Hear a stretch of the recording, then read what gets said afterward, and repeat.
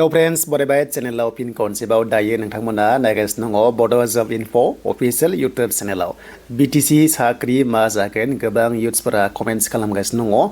आरो लोगोसे third grade fourth grade आरो लोगोसे टेटनि साख्रि MCLA कैंसेल 8 फी कमिशन सेलारि बेनि सायाव जों सावरायगोन आरो CSB चेयारमेन मेम्बार्स बिथां हाग्रामा महिलारिया मा होनखो बेनि सायाव नोंथां मोजां फोरमायगोन जाय नोंथांमोना बड' जब इनफो इउटुब चेनेलाव गोदान सापर्ट खालामना ला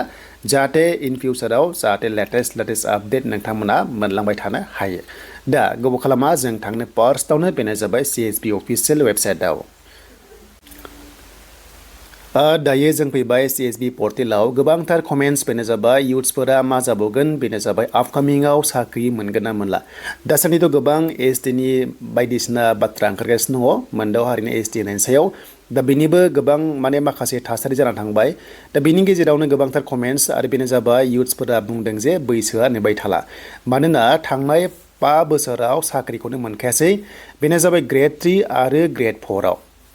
दा फिन खनसेबाव दानि गोदान सरकारावबो बेबायदि जागोन नामा गोबां गिनाय सोमजिदों आरो हाजार फैसा गारनानै बेनो जाहैबाय एप्लाइ खालामफानाय दङ आरो बियो कैंसेल थांमारगोन नामा बेनि सायावबो गोबांथार इउथ्सफोरा माने दुखु मोनगासिनो दङ मानोना दासिमबो ग्रेड 3 आरो ग्रेड 4नि सायाव माने आपडेटखौ मोनाखै नाथाय मोजां खबरा बेनो टेटआ मोनग्रोबाय बे टेटआ एपइन्टमेन्ट लेटारा नोंथांमोना 2026 नि जानुवारियाव मोननो थांगासिनो दङ थ' नोंथांमोना जानुवारियाव मोननो थांगासिनो दङ जायखिजाया सेकेन्ड सप्ताहफ्राव मोननाय चान्सआ दङ नाथाय ग्रेड 3 आरो लोगोसे ग्रेड 4 जिनोखि ग्रेड 3आ डिग्री लेभेला एग्जाम जानानै रिटेननि रिजाल्ट ओंखारबाय आरो बिनि सेकेन्ड स्टेज बेनो जाबाय भाइभा टेस्ट दङ देन बेखौ जों मिथिबाय ग्रेड 4आ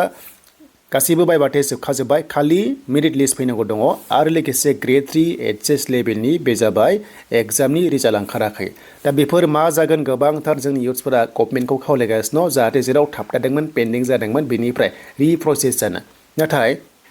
बिनि गेजेरावनो मोनसे गोदान नटिसआ फैदोंमोन बेनो जाबाय जोंहा CSB जेनोखि मेम्बार्स आरो चेयारमेन दंमोन बिथांमोननि बिबाना गैला अके बिथांमोनखौ बोखारनाय जाबाय होनना बुंदों दा बेखायनो मोनसे बिथां हाग्रामा महिलारि दायो मोनसे गोदान आपडेट होदों जे दा हमना ला गासै 2 जन MCLA हमना ला MCLA नमिनेट खालामनाय जायो गभर्नरनिफ्राय दा बिथांमोनखौ होग्रोबाय आरो बिथाङा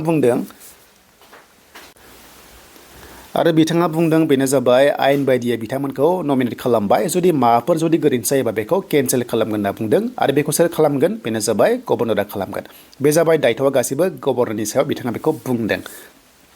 दानिया नोंथांमोना आरोबाव गोबां मिडियायाव सोंनाय नुदों जे जायनोखि बे 2 जन MCLA मोनासै बेयाव माने गोग्लैयासै गुबुन हारिनिफ्राय बिथाङा बुंदों बेनो जाबाय CSB मेम्बार जागोन होननानै अके थ' बेखौ होननाय लोगो लोगो बिथाङा सावरायबाय फार्स्ट बेनो जाबाय CSB नि सायाव थ' CSB गोदान मेम्बार्स आरो चेयारमेना खालामसिगोन बारा गोबाव गैला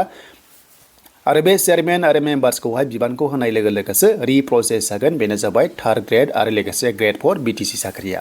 दा बेखायनो जों नेथ' मोनांसिगोन जेब्लासिम CSB मेम्बार्स एबा बडिया गोदान फैया अब्लासिम BTCआव